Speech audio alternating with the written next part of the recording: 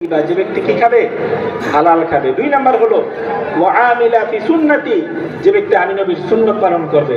3 number হলো ওয়াআমিনান নাসু বাওয়াইতা, যে ব্যক্তি অন্য কোন মুসলমানের ক্ষতি করবে না।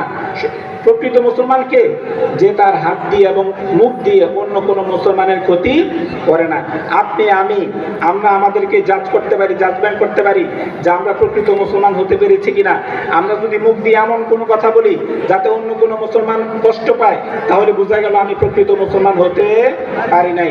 আমরা যদি হাত দিয়ে ক্ষমতার বলে, শক্তির বলে হাত দিয়ে অন্য কোনো মুসলমানের উপর আঘাত করি, নির্দোষ ব্যক্তির উপর আঘাত করি, তাহলে বোঝা গেল আমি প্রকৃত মুসলমান হতে পারি নাই। প্রকৃত মুসলমান হলো সেই ব্যক্তি যে ব্যক্তি হাত দিয়ে এবং মুখ দিয়ে এমন কোনো কাজ করে না যাতে অন্য কোনো মুসলমান কষ্ট পায়, যে ব্যক্তি মুখ দিয়ে এমন কোনো কথা বলে না যার কারণে অন্য কোনো মুসলমান কষ্ট পায়।